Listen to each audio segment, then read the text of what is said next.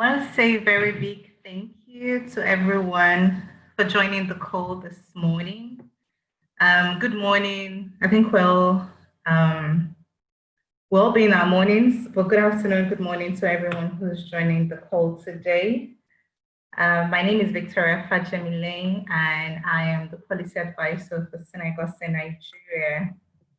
And this morning, we're gathered to have a conversation about the place of trust in funding. And this is holding in Africa and across the Middle East. So we say thank you so much for joining us. Our conversation today is based on the report authored by Senegal called Funding from a Place of Trust with the support of City Foundation. And we'll be digging deeper about our findings from this report. If you're on Twitter, the hashtag is flexible funding. So what is our agenda for today? Why are we gathered here to talk about trust? What does it have to do with funding? First, we'll have our welcome and introductions, and then we'll take remarks from the representatives of City Foundation. We'll have a representative from Senegal talk about the summary of the report and what our findings were. And then we'll go on to have a conversation with our esteemed panelists in the room. The conversation will be moderated by Marlene. And on our panel, we have first and foremost, Samson Sita from the Organization for Community Development. We also have Anna Matsiningui from Education for Employment. In the room as well, we have Vuyiswa Sizumo from Ford Foundation. And then we have Bekinkosi Moyo from the Center for African Philanthropy in the room as well. After African Philanthropy and Social Investments, pardon me. After this, we'll take an open question and answer session with the participants in the room, and then we'll proceed to take the closing remarks. At this point, I'll like to hand over to lovely Marlene to continue the conversation. Thank you. Hi, everyone. My name is Marlene Ogawa. I'm based in Johannesburg, South Africa, of course, and I'm the acting country director for Senegos. Senegos's work focuses on working with various partners in a collective way to solve complex problems. And we use an approach that we call bridging leadership, and it's all about relationship building, building trust, and how we bridge towards collective action. And it's a pleasure for me to be here today, just to facilitate the conversation, but also to learn from everyone. And our principle is that the wisdom is in the room. So I look forward to conversations in the chat from participants, but also with the panelists to share their wisdoms and experiences around the context of funding from a place of trust. And as we start, Senegos was commissioned by City Foundation to do this report. So as we start, I'm just going to give Hasna Bufkiri a chance to say some opening comments and welcome us. Thanks, Hasna. Thank you so much, Marlene. Thank you. Good morning, everyone. First of all, I want to welcome and thank all of you for joining today's webinar on this important but also timely subject. As you know, like many funders, the City Foundation has been evolving its approach on flexible funding over the years. 10 years ago, the City Foundation created new ways to fund capacity building internationally, and 4 years ago, the foundation launched a US program that has provided more than $40 million in unrestricted funds. At the foundation level, we have always found it valuable for us to pause, listen, and learn, and we definitely do not have all of the answers. And that is why we commissioned today's report, Funding from a Place of Trust. As you all know, given the global pandemic we are facing, we find ourselves in one of the most pivotal learning moments that we may ever experience. We are in that position where we can see even more clearly how flexible funding can be fundamental for organizations. Like many of you, the City Foundation has adapted its policies and its funding strategies because of the crisis, providing more flexibility across the work that we fund and that we do with all of the NGO partners. And as we continue to listen and learn, we all have an opportunity today and probably a real responsibility to create a new normal. We hope that this report will contribute to the discussions the sector is already having, and that it will help all of us further think and understand the situation, because what we are grappling with is how really to ensure that the flexibility that was made possible due to the COVID-19 situation becomes changes that are institutionalized. How do we ensure that the new normal, one where trust, partnership, and flexibility is truly center stage, not only during a crisis time, but as importantly, in the long run? So I want to thank Synergos again for their partnership, the esteemed panelists and partners for their time and insights, as well as those of you joining us today. And I'm looking forward to that conversation. Thank you. Thank you, Hasna. Thank you very much, and for the support that City is giving through this journey. At this point, I'm going to ask my colleague Fern to share a little bit of the highlights from the report and to lay some context, and then we'll go into a discussion with our panelists around what they see in their different spaces in the sector. Fern? Thank you, Marlene, and thank you, Hasna. It's great to be here with you today. I'm going to share a few insights. First of all, why this report, and then what are some of the key findings from the research that we did.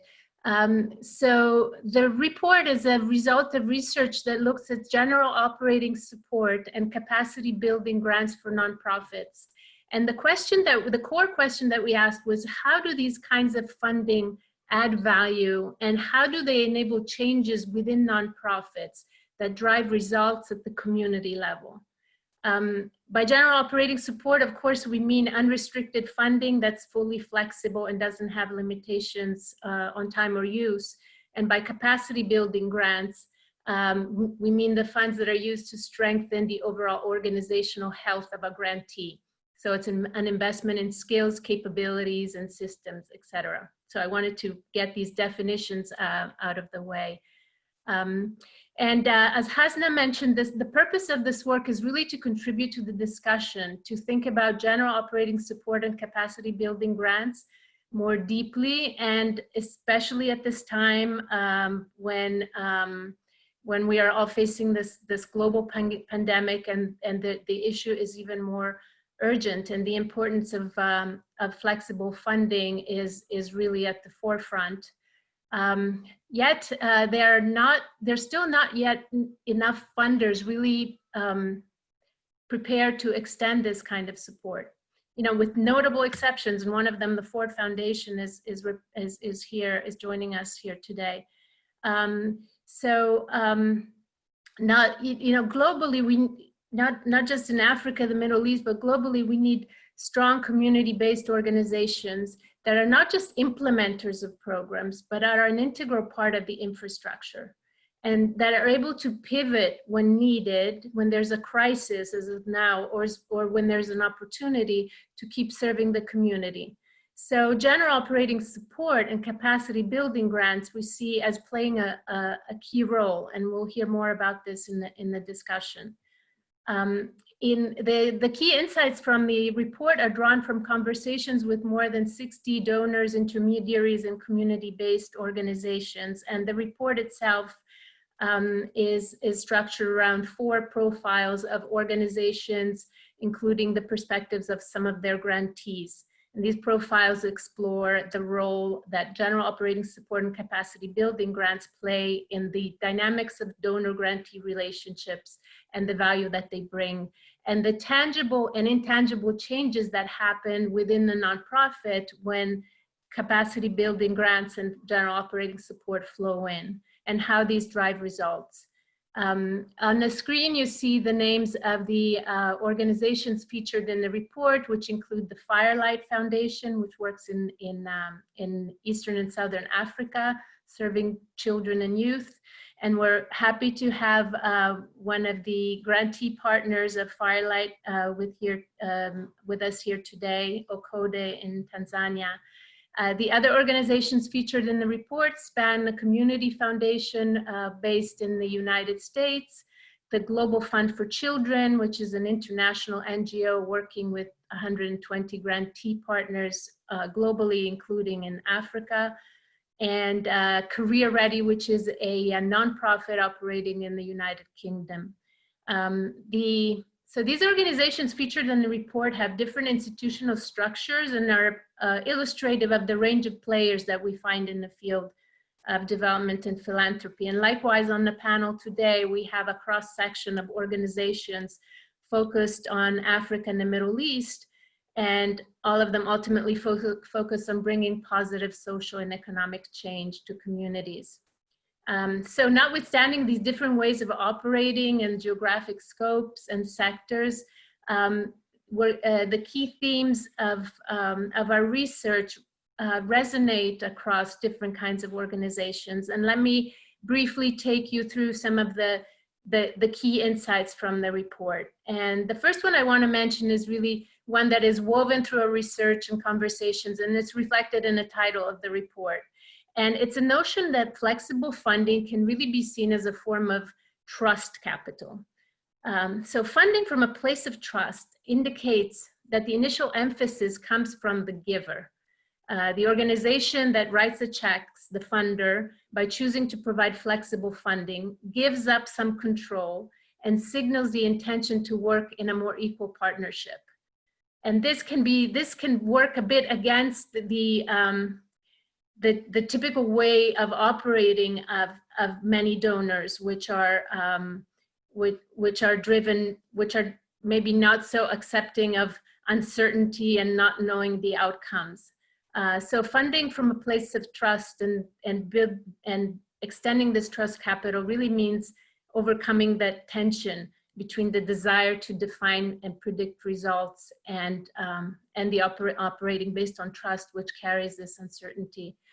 And trust, of course, is not born in a vacuum, it's earned over time. So another finding is that it's important to have a long-term commitment to flexible funding. And investing early and for the long haul is a good way to build a relationship that gives a grantee a sense of stability and the ability to focus on what the community needs. And also have those needs drive the interventions instead of the other way around. Another key insight is that when nonprofit leaders have the confidence to make decisions about the use of funds, we find that this really creates a level playing field, which is beneficial in many ways. It helps overcome what tends to be a deficit mindset sometimes among nonprofits, and it can serve as a license to innovate. And the role of the donor in this context can become that of a thinking partner, so that in the process, learning and capacity building can flow both ways. And flexible funding can also help create a more level playing field between smaller and larger NGOs, where the smaller local NGOs may not always have the access and the resources or the voice that the larger ones have.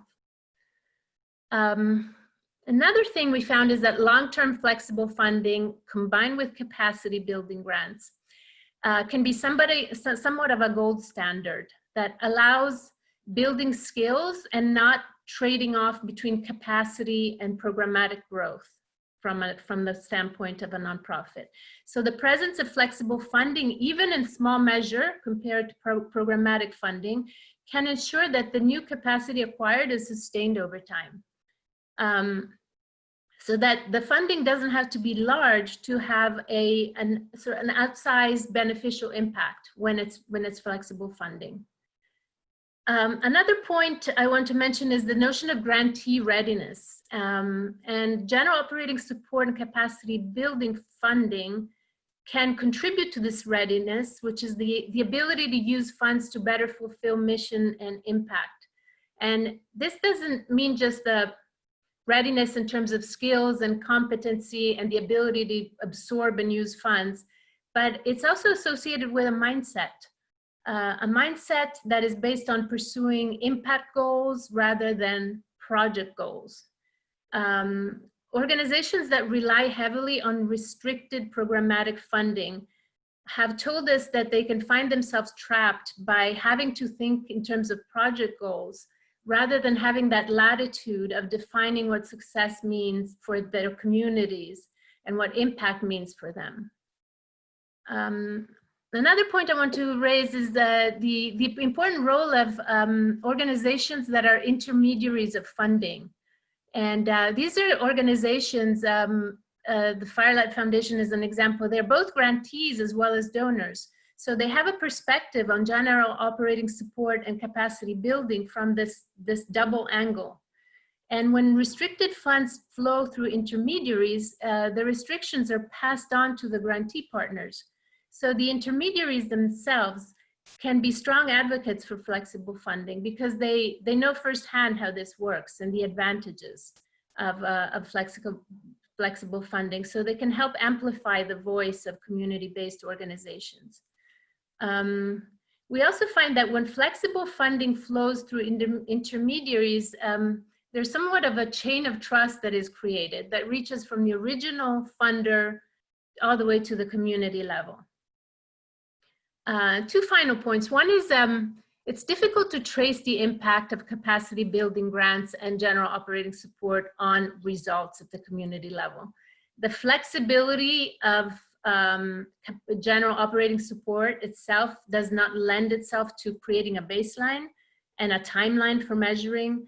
And we found little hard evidence of how capacity building grants drive impact. It's really, really difficult to measure and to trace a linear causality.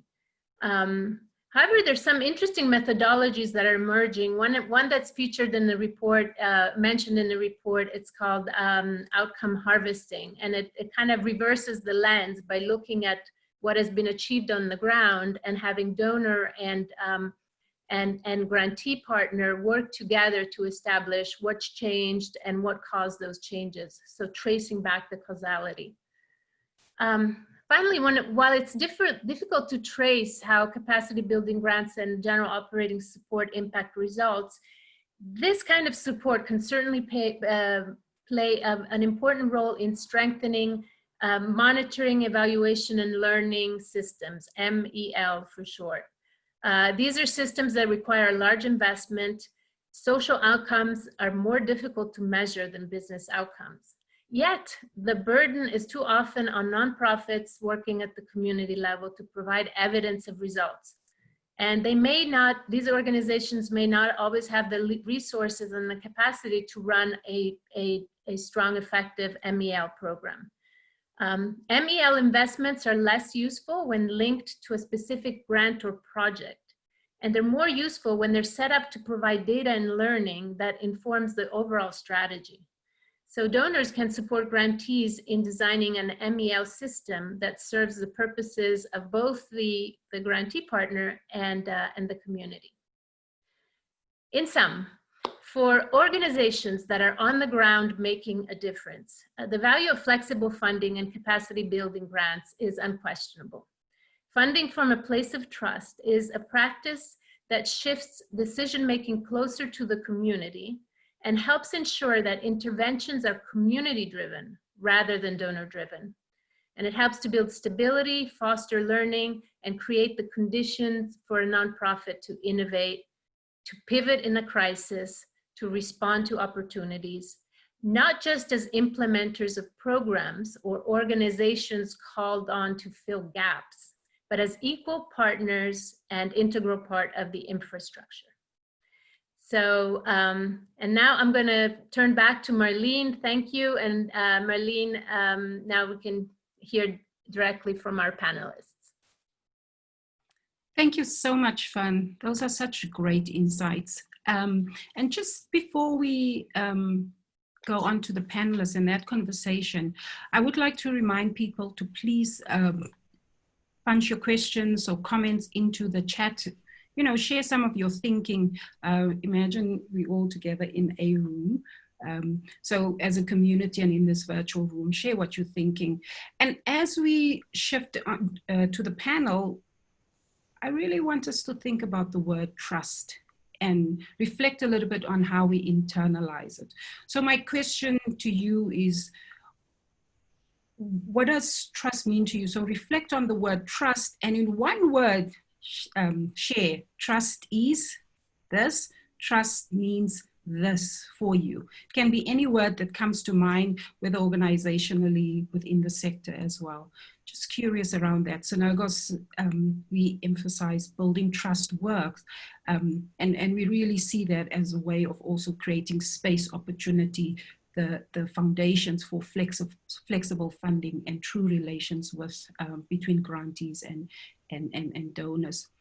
So just your input, please, on what does trust mean to you, either in the chat or in the Q&A space, that's fine too. So now we're going to start with the panelists. And first, I'm going to ask Samson Sita. He's from OCODE, they call it, Organization for Community Development, to share a little bit about what OCODE does. OCODE is also funded by one of the foundations featured in the report, Firelight Foundation. So Sam, just to share a little bit around what OCODE does, but also from your perspective and as a grassroots organization, how has your organization had to adjust to address the COVID pandemic, and how has working with your philanthropists, your foundations, the partners who fund you, how has that relationship created the opportunity for flexibility around funding, and how you respond to the communities that you work in? Hello, thank you so much, Marlene. Thank you very much, Senegos and the City Foundation, the panelists and attendees. My name is Samson Sita. I work for the Organization for Community Development. As earlier introduced, we are a Firelight grantee. Yeah, of course, the Organization for Community Development is based in Dar es Salaam, Tanzania. Yeah, we actually work around the education program, community livelihood, and the youth empowerment. But majorly, the education is the entry point. Yeah, so from your very important question that from my perspective as a grassroots organization, OCODE is indeed a grassroots organization because we work with the community. Yeah, so as I mentioned earlier, we work around interventions to improve the learning outcome of the children. Specifically under Firelight Foundation, we work under the program called Early Learning, where we actually deal with capacitating slow learners and non-learning children to acquire their literacy and numeracy skills. Yeah, so in our program, majorly our interventions bases on interaction with the teachers, building capacities of teachers, also capacitating the community structures, school management communities, in collaboration with the local government authorities, to make sure that we all together help the children learning by establishing community evening learning centers for children who are slow learners, who cannot have the chance to master the skills within the normal school hours. Now, in the wake of COVID-19 pandemic, this was around early March, where we strongly got the situation that COVID-19 is now at large in Tanzania. And in March 17, the Prime Minister announced the closure of all schools and learning institutions. But apart from that, he banned all gatherings, all seminars, workshops, trainings, whatever has to do with gathering people. So basically, OCODE programs were actually stuck.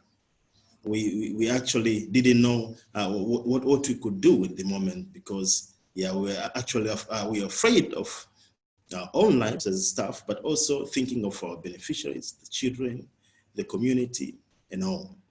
Yeah, so In order to address the situation, we sat down and actually came up with a COVID-19 response plan. This was part of the adjustment that we thought could actually help us by the time. Yeah, so first of all, we suspended all field activities because we have to comply with the government, but also take care of ourselves. But secondly, all staff, we started to work at home. So the organization had to make sure we have enough communication bundle to make sure we have reliable internet to work virtually, because we can no longer go to the field, we can no longer stay in the office. Yeah, but another thing that we had to adjust was to see which ways we can contribute to the safety of the community, because we have these children, okay, they are not in school, but they're at home. We have the rest of the other community members who also in danger of contracting COVID-19. Yeah, so among the issues, the strategy that we came up with was to do a capacity awareness creation through PA systems. Yeah, so we plan to have that, to make sure that we have the PA systems in the cars that can go through the streets, trying to tell people the messages about COVID-19, how people can take care of themselves, prevent themselves. But again, we had the plan to make banners that have specific COVID-19 messages.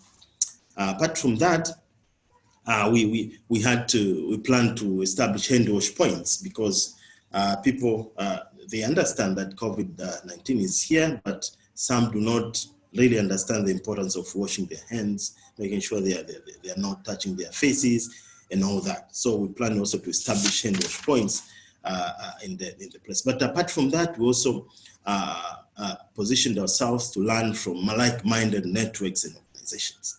Yeah, so after having this plan, now how were we to carry it on if we don't have support or funding?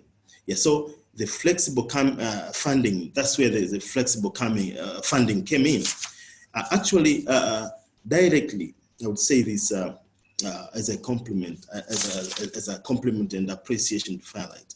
They were very, very supportive with this because they came to us and asked actually about the plan that we have, because they believe we have a role in protecting the community. So Firelight Foundation gave us this flexibility to make sure they fund the plan that we had, the things that I've been highlighting that to help prevention of COVID-19. But most importantly, specifically Firelight, through this flexible funding, they actually communicated to us that because we have some period that we are not going to be operating in the field, no staff shall be laid. I mean, no staff shall not be paid. So they guaranteed that they are going to pay all the salaries, despite the fact that staff are not directly working to the field.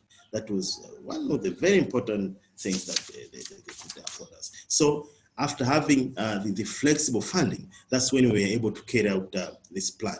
But apart from that, Okode was elected as a member of the emergency committee in our local municipality. Yeah, so as a member of the emergency committee, we are expected to contribute ideas, but also resources towards combating crisis like COVID-19. Yeah, so through flexible funding from Firelight and other partners, we are able also to contribute towards the efforts of the emergency committee. Yeah, but apart from that, the COVID-19 activities that we are doing in the streets was heavily supported by the local municipal director, and this actually built the relationship that we need with the local government, because we cannot operate if we do not have the legitimacy to exist under the laws, but also under the authorities. And as you know, the situation now, I think my colleagues from Tanzania know that our civic space is shrinking. So basically, the role that flexible funding played in these adjustments was tremendous. It actually helped us to transit until to the point where now schools are open. But not only that, flexible funding continued continue to help us, because after we resume our programs, the programs are not as normal as we planned. We have to do trainings to teachers. We have to do assessments to children. But do we go just like that? No, we need PPE, COVID-19 PPE. So again, flexible funding afforded us the opportunity to be able to inject some funds to have some personal protective equipment as we interact with the beneficiaries. For example, we have had training, and that helped a lot. Thank you. Thank you so much, and thanks for sharing that reflections from Tanzania and the community and the work that you do. Thanks, Sam. Anna, I'm going to move on to you now. If you can share a little bit around education for employment as you introduce yourself, but also reflect on as an intermediary and what your role has been in this time, being the intermediary and holding the relationship with both foundations, funders, and in-country organizations who are implementing. Hi, everyone. Thank you, Marlene. And first of all, I just wanted to say thank you to Senegal and, of course, the City Foundation for this much needed and very timely report and event. It's a pleasure to be here speaking with all of you today. So Education for Employment, very briefly, we are an international network of locally registered organizations throughout the Middle East and North Africa. And we are dedicated to empowering youth across the MENA region with the demand-driven skills that lead to employment and opportunities. Marlene mentioned we act as EFE Europe. We are the European hub of education for employment. So we are both considered grantees and intermediaries. We act, so to speak, as a bridge between international donors and our local organizations on the ground. So, and before I go into the deep dive about our role, one of the things that I wanted to stress is that from our position, what we try to instill through in all of our relationships with our donors and with our local organizations is the importance of core values. So core values that guide our actions, and they are streamlined in every single activity, project, interaction, and partnership that we have. And this is one of the roles as well of the intermediary. I mean, we help to make sure that these core values are consistent throughout all our relationships. So first of all, we empower youth potential according to our mission. Second, we create change. And for me, the most important one, which also enables the other two, is that we earn and we instill trust. And how do we instill trust? We see all of our partnerships as true partnerships.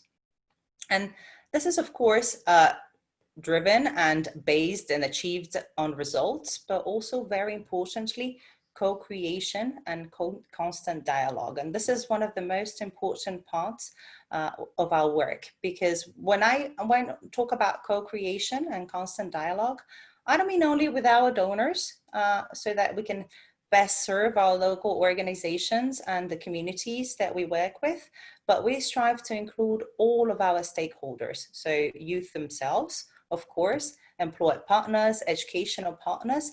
And what we do as intermediaries is create a sort of virtuous circle that can lead to a true and long-lasting impact.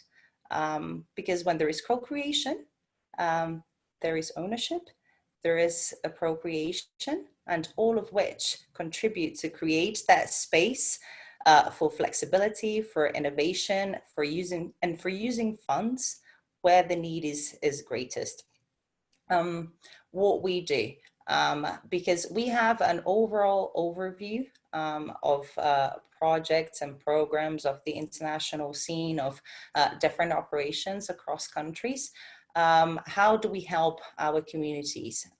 We provide our local organizations with access to international donors that perhaps they might not be able to access. We provide systems, access to systems. We provide access to international media for them to get the voices of their specific communities heard and seen by a broader audience. We provide them with monitoring, evaluation, and above all, learning opportunities. We manage to combine and get insights from every single country where we work with, lessons learned, best practices, and this is then used to help organizations get the best from their counterparts, to see what has worked in one country, see what hasn't worked in the other country, and we translate all of that as well and pass the message to our donors. We have actually, at EFE been very fortunate in that sense to count with partners such as, of course, the City Foundation itself, but also a lot others like Accenture Foundation, which over the years have literally placed their trust on us and invested in our strategy, invested in our systems, and all of this have enabled us to benefit over 100,000 youth in the MENA region. And as Samson was saying, more recently during COVID times, flexible funding has become all the more important. As an organization which trains young people and places them in jobs, you can imagine how, due to restrictions to in-person gatherings, we basically had to change all our modus operandi and to online. And this is something that is not so easily done, and we could not have done it without unrestricted funding and support from our donor community, and of course listening to our local partners and their needs on the ground. Thanks so much, Anna. Thanks for that insight. And you also said EFE works in different kind of geographies across different continents. So I can imagine a lot of learning around employment and youth employability. So I think we'll have a conversation beyond this as well in terms of what you're learning in that particular space.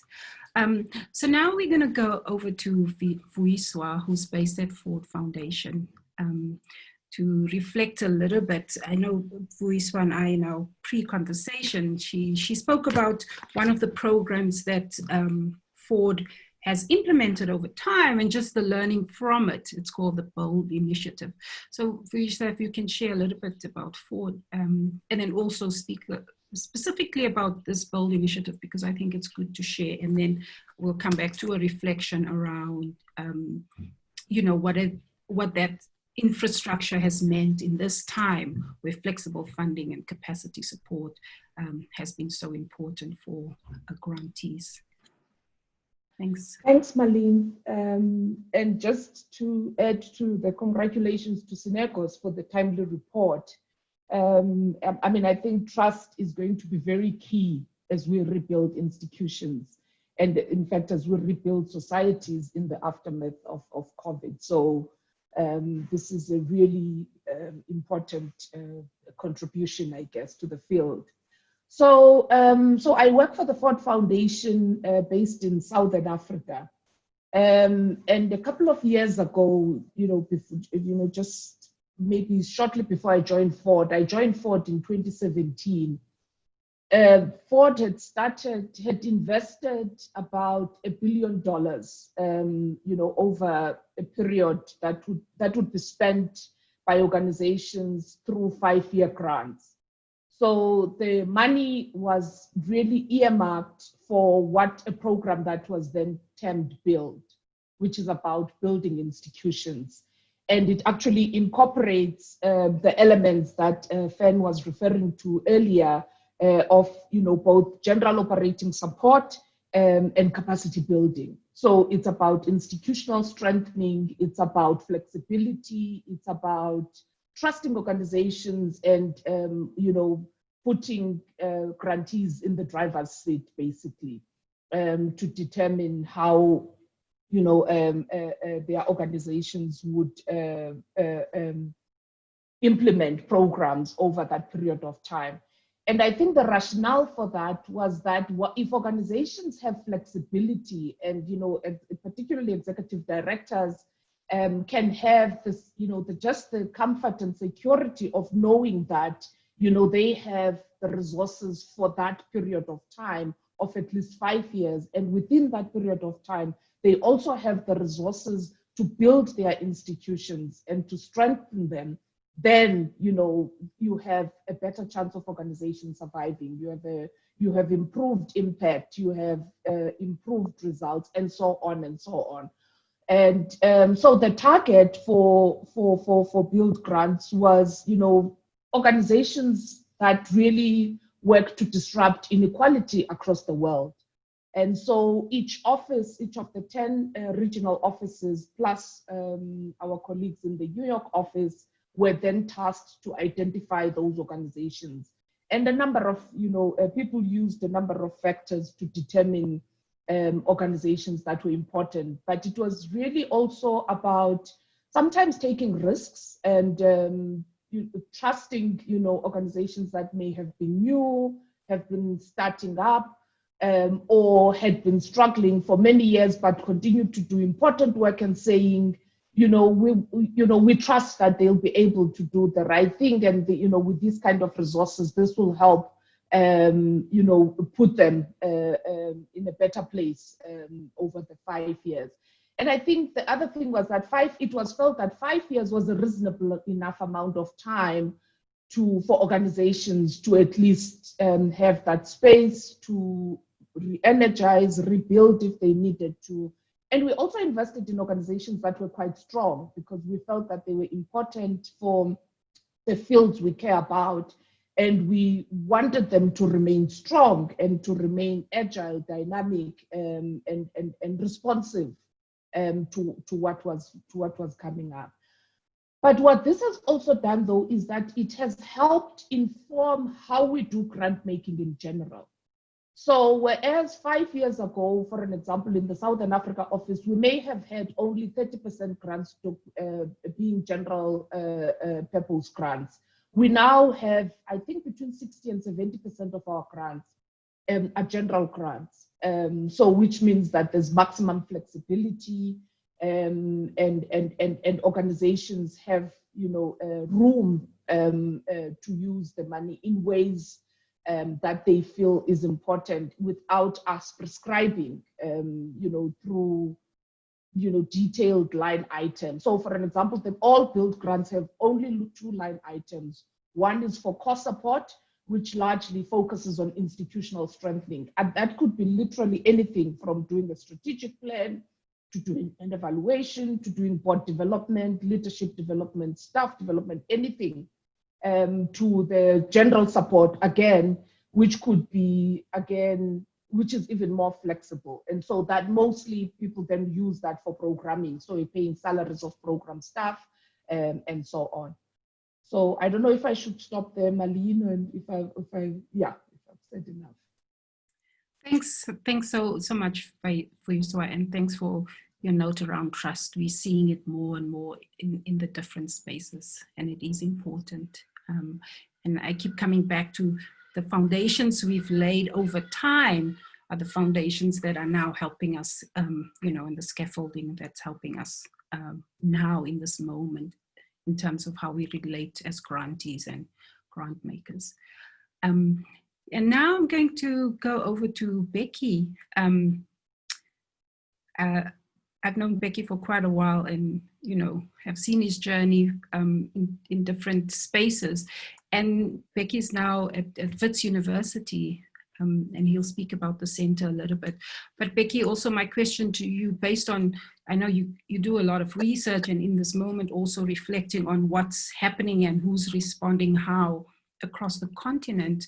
So if you can share some of your insights, but also some of the key nuggets of what are we learning, what we've learned, what are we learning now that's going to help us as we move forward into this kind of new normal that we are emerging into. Okay, thank you, Marlene, and I have to apologize. I'm using the phone, and so my visuals may not be that great. But thank you for organizing this discussion, because I think that it is very timely given the impact that COVID-19 has on civil society generally and other institutions. I think that colleagues will be very much in agreement that COVID-19 struck at a time when most civil society organizations in Africa, and I assume globally, were already facing many challenges that included limited resources to begin with, but also weak infrastructure and processes, as well as shifting needs. And I think that without core funding and an understanding of what general support allows for, most groups could not have managed to repurpose or to pivot to the alternative ways of working. And these would have included, immediately the rush to building virtual platforms, remote working, digitization, automation, among others. And so I think that a report of this nature is very important because it gives us opportunities to reflect going forward, especially, given what has happened, to what institutions such as donors and the non-profits would have to focus on for the maximum impact. But I think, like everyone has been referring to, trust will be a very important component of this journey.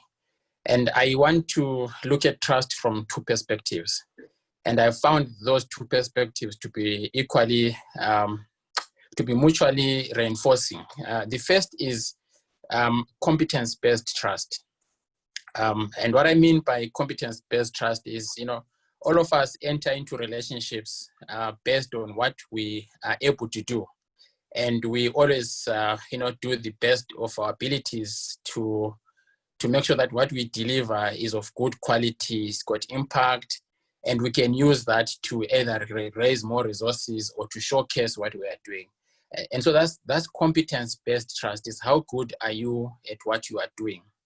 And I think that on its own, and this is what this situation or this context for me demonstrate, that competence trust on its own is actually not enough in order to pivot in a context that is characterized by uncertainty, by crisis. What we also need is what I call the interpersonal based trust. It could also be empathy trust, or it could be relationship based trust. And I think this is where the idea of general core support really falls into, because you are in a situation where you can easily resolve problems and challenges way before they become bigger, based on empathy, trust, relationship-based trust. But if you just used competence-based trust, that on its own will not resolve crisis and uncertainties of this moment. And so I wanted to make sure that those two words are actually understood to have different dimensions of trust and how they relate to issues of project support or cost support. So that's one of the first things I wanted to do. And this is taken basically from the principles of design thinking, which allows each of us to get into the shoes of the other in order to understand the current trajectories and the challenges that one might be going through in order to come up with a solution. The second related component that I will probably end with is that at this moment in time, it's important to think about two things. I read the report, and of course there are many benefits of core support that I, as a grantee of many institutions, I would always argue for and think that that's the best way to go. But I also think it's important to pay attention to both program support and core support. And why I'm saying that is because the vehicle that you create through core support is as important as the contents that you are going to put into that vehicle. A lot of institutions emphasize on core support, and that core support does not, that will go into it. And I think that it would be important in discussing this report and where we are going as institutions, because we've been almost taken back to a reset pattern. How do we reset ourselves for the future and take into account that our vehicles are appropriate to the contents or the load that we are carrying. And I think that if you have a bigger vehicle and a small load, that's not good enough. And if you have a bigger load and a small vehicle, again, it doesn't add up. And so I probably am saying in closing, we need to pay attention to both core support, but also think about what it means for the kind of load that we are going to put into that vehicle that we are building with core support. And these are also related to competence as well as interpersonal trust. If you misalign the load and the vehicle, you have also misaligned and almost created a situation where your competence trust and your interpersonal trust begin to throw in some challenges in the relationship that you might have with your partners. So I think leadership plays a big role in all of this. We can have core support, but without good leadership, that core support might not get you the benefits that you want or the results that you want. And with good leadership, somebody could actually get equally good results with program support in the absence of core support. And so I just want us to make sure that we pay attention to both of these necessities. And of course, the best scenario is to have both. So let me end it there. Thanks so much, Becky, and thanks for that imagery.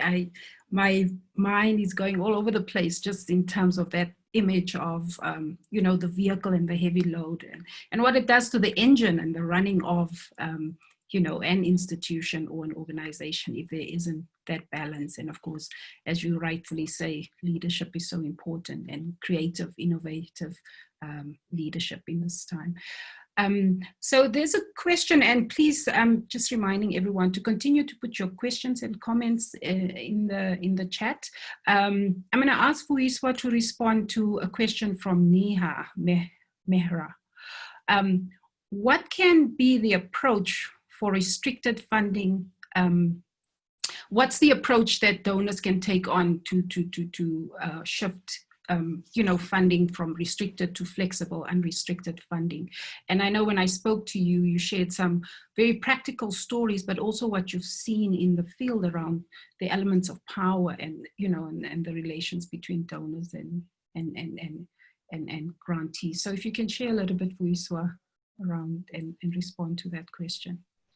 Yeah. So I think for starters, I don't think all donors will always come and will be flexible enough to do general funding. So I think that's a reality that we all have to accept. But by and large, though, even when donors do project support, sometimes there is an element that organizations do not know how to cost their inputs into those projects. That often becomes the problem. So in one of my previous jobs where we did general support, project funding, what we then encouraged organizations to do always was to cost very appropriately everything, from the time of the finance manager to the time of the CEO, to if the program staff were doing, were working on that project 100%, then you put in 100% salary into the project grant and so on. So that can also be regarded in some ways as flexible. So and because sometimes for some donors, the tricky thing is that if you're an organization that say works on health and education, and their core focus area is education, it becomes difficult for them to then justify a general grant. I'm not saying it's the right, I make no value judgment about it, but I'm just saying it practically, because one of the things that also tires sometimes is that because we're having to report back, then we're also having our matrices for reporting. We have our own outcomes, we have our own indicators in terms of how will we measure what we've supported at the end of this period, right? And everybody has a principal to report to.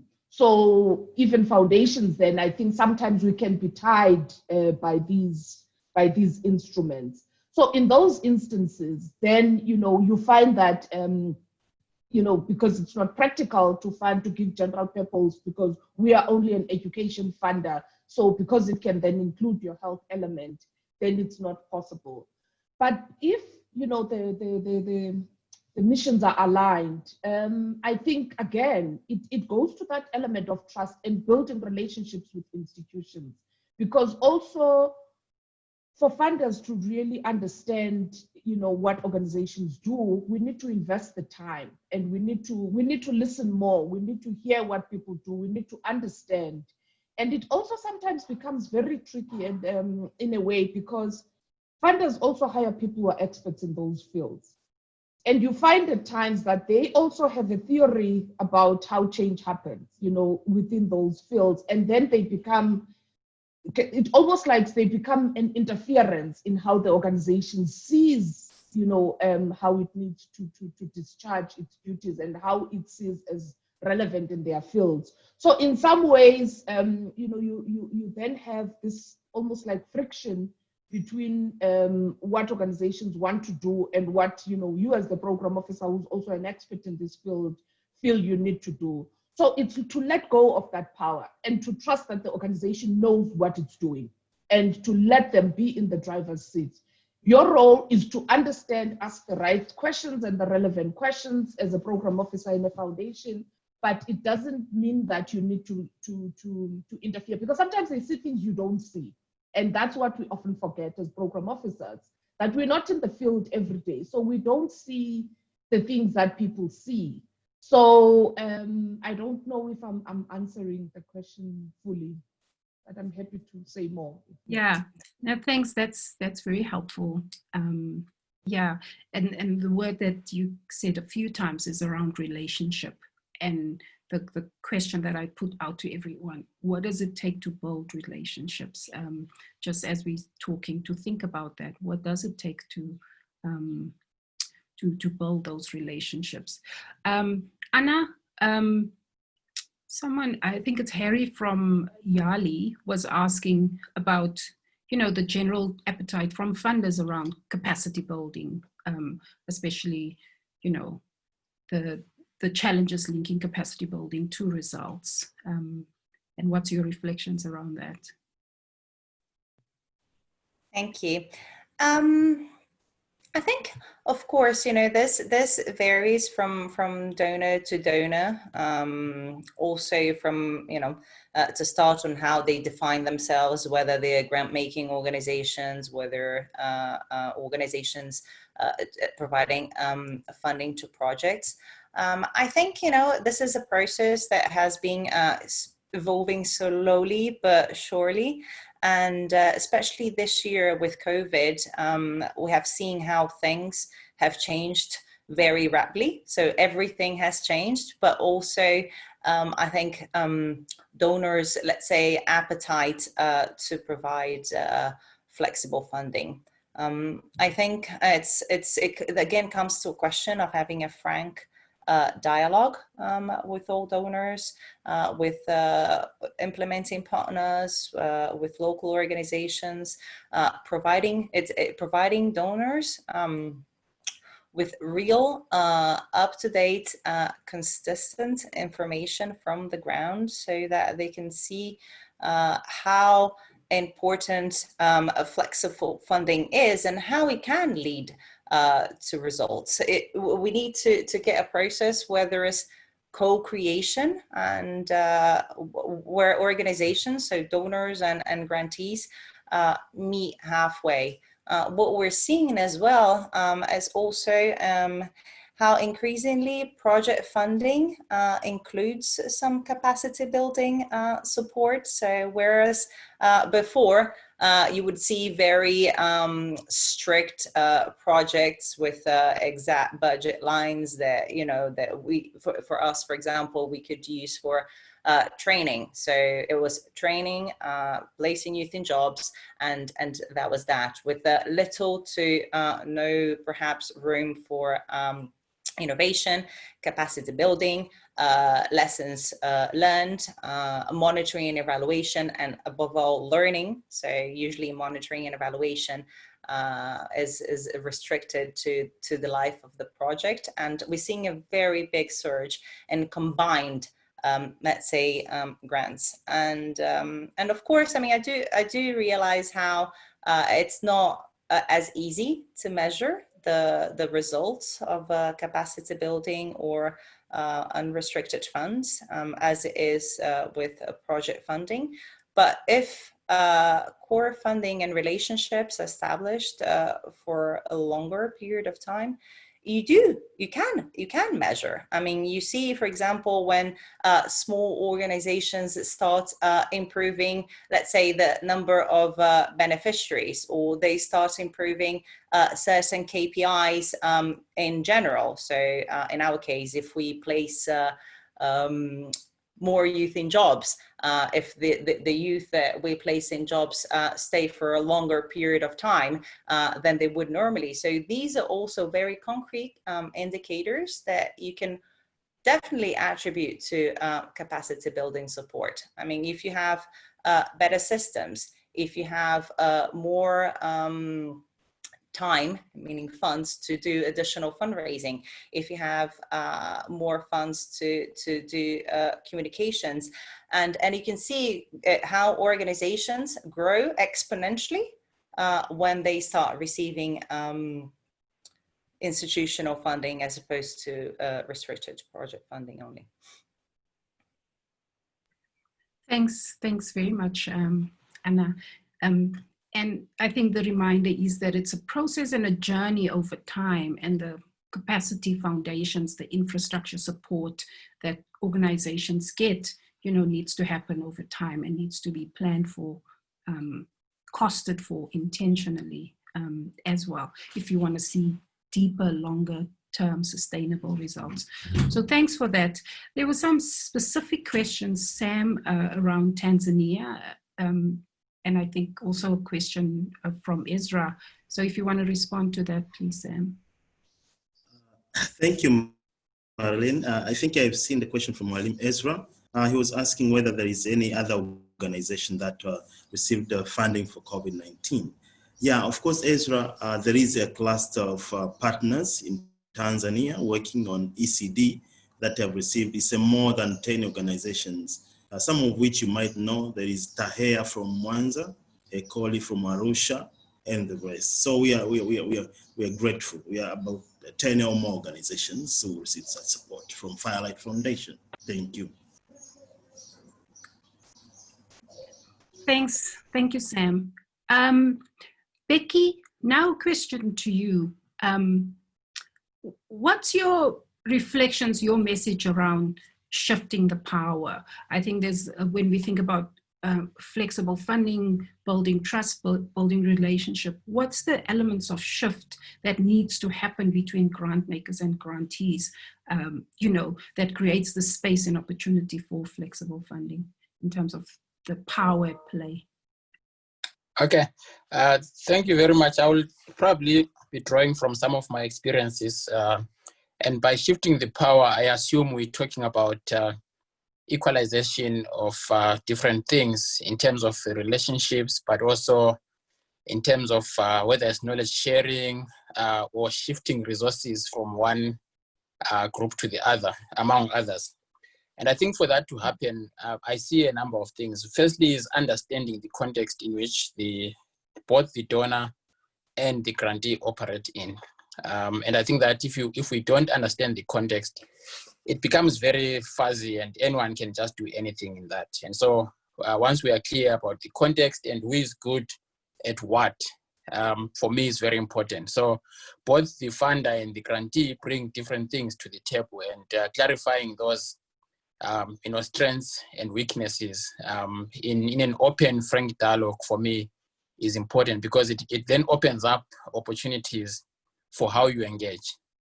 The second is, I think it's important for us to not just talk about shifting the power without bringing to the table discussions around what we ourselves are good at. So what is our value proposition, both as grantees, but also as funders? What is our value proposition? Would anyone cry if today my center closed down? If no one is going to cry, then it means I'm not adding anything valuable to the table. And so the conversation around shifting the power may not even be of need at all. But if I define my value proposition And I know that the space that I'm occupying and the center is occupying is so important that it requires other people to listen. Then the conversation on shifting power can take place very, very well. I also think that the language that we use is also very important in terms of framing how we begin to equalize relations. So, for example, I keep referring to donor, grantee. All these terms have a way in which they, in themselves, internalize power imbalances. And so I think language is also very important. But I think finally, there's a lot that really happens, I think, behind what we end up seeing as programs and projects. And I think that's what everyone keeps referring to as building relationships. I think that once you build very good relationships where there's an open dialogue, there's frank engagement with issues, there's no fear that is built into the conversations and into the relationships, it becomes much, much easier to have the conversation around equalization and shifting of power dynamics. But of course, this is something that is a global phenomenon. It expresses itself in different ways. And I think that we can never be at a point when we say we have fully shifted power. So we have to continually be thriving and struggling to actually make sure that we are shifting those power relations. And so that's for me what I think, so the conversation should not even come to an end. We should continually be thriving for that. It's almost like fighting for democracy. Democracy is something that you thrive for every day, and shifting power is the same because there are vested interests even in this space that we operate in. Thanks so much, Becky. Yes, I think some of our chats have been around the fact that it's, it is constant. It's often like almost a social justice issue. It speaks into, how and what the relations and how we see each other as grantees and donors from different spaces that we come from. And for me, that's why trust and building relationship is an ongoing process, Fuyiswa, did you want to comment as well? Yes. And just to say, as we're closing, I'm also going to ask the panelists to reflect on, sorry, Fuyiswa, just so that panelists can think about, the fact that our report and your experiences are surfacing a lot of the critical benefits of flexible funding. Yet it's a rare commodity, and why is that? And what do you think, what can be done to change it, and also how? So if you can also reflect on that as you talk about power elements. Fuyiswa. Yes, okay. I just wanted to also add to Becky's reflections about language and power and say that we also need to be careful that when we change the language, that's not all we're changing. Because it's almost like, organizations will have DEI as a value on paper. But then when you look deeper inside, then you see, structural racism still happening within those institutions. So it's the same with grantee relationships where people are like, oh no, we don't call them grantees, they are partners. But then you treat them in a very patronizing way, because sometimes actually even in the way that people reflect on how they refer to these partners, you can tell that even if they're calling them the right word, the right things, but then in practice, they're not treating them as partners. So we have to be really, really careful that what we're saying is what we are doing, so that we're not misled just by what we call things. And there's a question from Shireen about what Ford has learned from offering general support, especially for women's rights. That, it is the right thing to do. I guess that's the best way I can answer that, because it's so, I don't know what words to use, because it offers people just the space to think creatively, to do what they feel is right to do, without the confines of a project grant where they have to be, even if they see that, because one of the things that worries me about projectizing organizations is that you also incentivize lying, not lying in a bad way, but dishonesty. Because sometimes people have to cook things up to feed the report at the end of that time, because they so desperately want to please you and show you that they did exactly what they said they would do, that, sometimes you kind of get a sense that some things are, a bit stretched. Whereas with general support, everybody knows that there's room for flexibility. Things could change, because as we know, things are not static, so, but it gives you that flexibility to maneuver and to evolve and to respond topically and in a very real and relevant way. So we know how the conversations have gone, at least in the past 2 years in South Africa, on, for instance, on gender-based violence and femicide.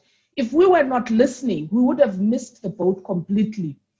Our grant making has been evolving with the times. We've been listening to women, we've been listening to feminists, we've been listening to organizations that have done this work for a very long time.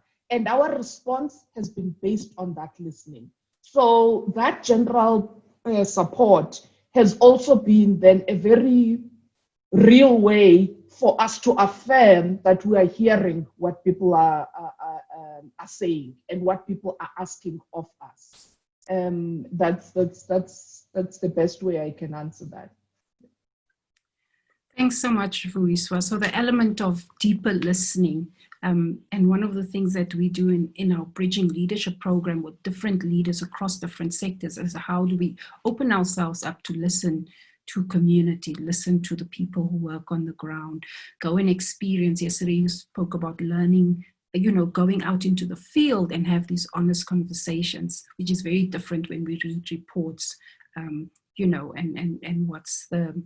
what's the deeper conversations to be had, to learn from. And that's where the relationship is built. That's also where trust, just is so expanded. And as Tumelo says, your point is very powerful. So thank you, Vuiswa.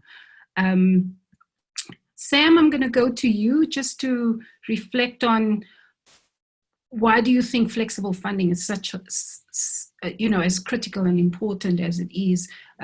It's such a rare commodity in this time. So Samson, if you can share your reflections. Oh, hey, Marlene, thank you so much. Yeah. Speaking from grassroots experience, seriously, flexible funding is all we need in this changing world. We live under very different circumstances, but basically the CSO space is shrinking. For example, just citing an example from our country, we have some clawback clauses in new amendments in the NGOs Act where operations is becoming hard. So without flexibility in funding, I don't think we'll operate. Most of the NGOs actually collapsed last year and last year because the new laws now. So it's one of the very important components that the donor community really need to think it harder and try harder to create this space and to create this kind of relationship. Yeah, thank you, Marlene. Thanks, Sam.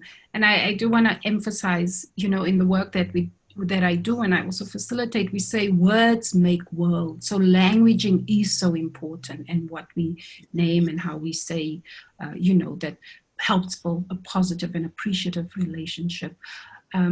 So Anna, I'm going to go to you and just your reflections around this rare commodity of flexible funding in the space. Hi. Yes, it is indeed a rare commodity, and but as mentioned before, things are changing, and there is a tendency towards more flexible funding, especially now during COVID. I can't emphasize enough the importance of this sort of flexible funding, especially now during this situation.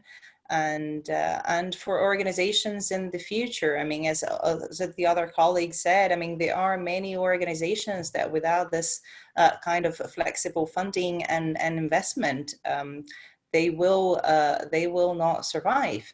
especially as things are changing, priorities change, projects are stopped or can't be developed and implemented the way that they were first conceived. And all these require change. And these change cannot come from the funds from the project itself, because if you use those funds to make the change, then you don't have it enough for implementation. And how can we change and increase and move forward the tendency towards more flexible funding? Of course, this is a two-way thing, but I think that to start with, there needs to be a predisposition from donors, not necessarily to give flexible funding at first, but as Yusa from Ford Foundation mentioned, to listen what the communities need, because the best way to help the communities is not for us to impose what we want, but it's for us to see what they need, what the community needs, so that we can see how best to help them. And sometimes it might be a project, sometimes it might be core funding, sometimes it might need huge funding, sometimes it might be just a little bit, but listening, as colleagues have said, is the most important step to start. So that then if we listen to each other, we can start building the trust that we all need to establish long-lasting partnerships that can have a long-lasting impact on the communities that we serve. Thank you very much, Anna. And yeah, just because listening is also about I see you, I hear you, I understand, and that showing of compassion, and from that place of compassion to be open to creating what's best based on common purpose. We all want to make a difference, irrespective of which side you are coming from. So really just that deep listening that needs to happen in this partnership. Becky, your closing comments just in terms of flexible funding and where to find this rare commodity, where to dig for it. Okay, I'll make 3 points quickly. I think it is rare to get flexible funding because in most cases it responds directly to the grantee's needs. And these may not necessarily be the interests or the needs of the donor. Whereas project funding is tied very closely to the KPIs and the interests of the donor. And at times, these may not be core to the grantee. But because the grantee needs money, the grantee goes for it anyway. But I also think that we should share our experiences with general support widely. Because if we don't share our experiences, then we don't get to let others know of the benefits and some of the challenges actually that come with flexible funding. I don't think we should all live here thinking that flexible funding is a miracle. It's got its own challenges, which given time we can discuss.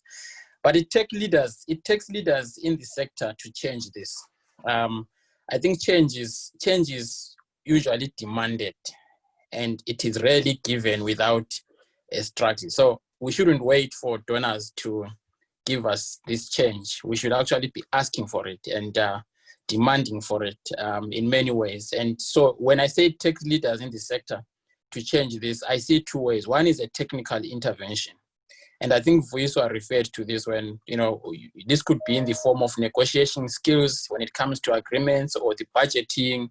So these are technical skills that you actually require, and they help you to get flexible funding, even if it comes framed as project funding. The second is political intervention. For example, I think we should be talking widely about what Ford has done in terms of the build, but also their recent announcement of the 1 billion fund to strengthen the resilience of civil society organizations. How can we use that as leveraging to explore with other funders who are working with us in the sector? And I think that's a political intervention that has nothing to do with our technical skills. And that speaks to issues of relationships, issues of trust. And so a combination of technical interventions and political interventions, in my view, goes a long way into getting these changes that we are looking for. Thanks so much, Becky. And I totally agree. And maybe a challenge to you and then to all of us who want to contribute to it, to really look at, I'm envisioning tools and tips for donors in terms of how and what at a practical level flexible funding looks like. I know Lispa spoke yesterday about, from buying laptops for people, because laptops are important for partners to work from home. And so those nuggets of, and also the creativity. But the truth of the matter is, when we have flexible funding, it does create the space for creativity, innovation, and coming up with solutions that are not steered and directed by targets and deliverables, but really creates the space for grantees, for people in communities to be creative, and just the trust that you can take risk, can try out, be innovative, and how that just creates the space for a deeper moving forward in terms of what and how organizations do in communities with the support of grant makers. So with that, I see there's quite a bit of conversation in the chat as well, but with the last 3 minutes, I just want to really share my gratitude for joining, to all of you for joining, and to our panelists for your wisdoms and your experiences that you shared. I really appreciate it, and I do want to challenge us to continue this conversation, not only around trust, but building the relationships and what it takes, and to document some of these positive experiences that we can absolutely learn from, that we can share with other philanthropists, funders, donors, in the space. And of key importance is the languaging around how we name, speak about, flexible funding. Someone, I think Sean said in the chat, and someone else agreed, around shifting the power and taking, taking a stance in terms of we are all working towards what's important. So how do we create equilibrium around what we are doing and how we are doing? So it's really encouraging to see the energy around this issue, but also from everyone, just the passion and the commitment to the sector. It's really refreshing and affirming to see, especially in this time, and to compliment and celebrate our community-based organizations, our NGOs, so the whole civil society sector, in terms of the response in this time, and the relationship and trust that NGO civil society has built with communities, and how that is helping and making a difference now, and that the role that intermediaries and grant makers can play, to support that. So lots of learning in this time. We are going to share the report again for those of you who haven't read it. We are going to also write up a little bit, and I do want to challenge us, especially someone like Becky in the space, Ford as well, Education for Employment, who kind of have this helicopter view of also what's happening in the different spaces, to continue to write. This, in what's happening in this moment, is really teaching us how to do differently. And I keep seeing also the number from 30% to 60% of flexible funding for USWA for Ford is absolutely amazing. And that's the kind of messaging and the learning we want to do, and how that's done, so that we can share with philanthropists, with foundations that we work with as well, and advocate for it in a way that's helpful and meaningful. So really, from myself, I have an amazing team who helped in the background with the messages and WhatsApp and just the chat to pull together everything, and to say thank you, and thanks everyone for joining. So to the panelists, thank you very much, and we'll keep talking and learning and sharing with each other.